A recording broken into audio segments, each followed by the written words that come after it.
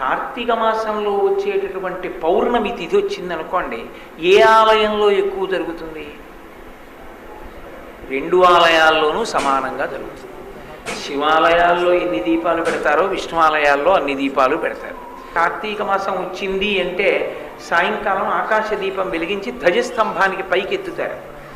ఆ పైకెత్తేటటువంటి ఆకాశ దీపం ఏదుందో అది కేవలం శివాలయంలోనో కేవలం విష్ణువాలయంలోనో కాదు, శివాలయంలోనూ విష్ణువాలయంలోనూ కూడా ఆకాశ దీపం పైకెత్తుతారు. కాబట్టి హరిహర భేదం లేనటువంటి స్థితిలో ఉపాసన నడిచేటటువంటి కాలం ఈ మాసం. ఈ మాసం ప్రత్యేకంగా ఈ రకమైన ఉపాసన. రెండు, దీపమునకు సంబంధించినటువంటి వైభవం. మూడవది నదీ స్నానం. మిగిలిన మాసములలో మీరు నదీ స్నానం చేశారా చెయ్యలేదా అన్న విషయాన్ని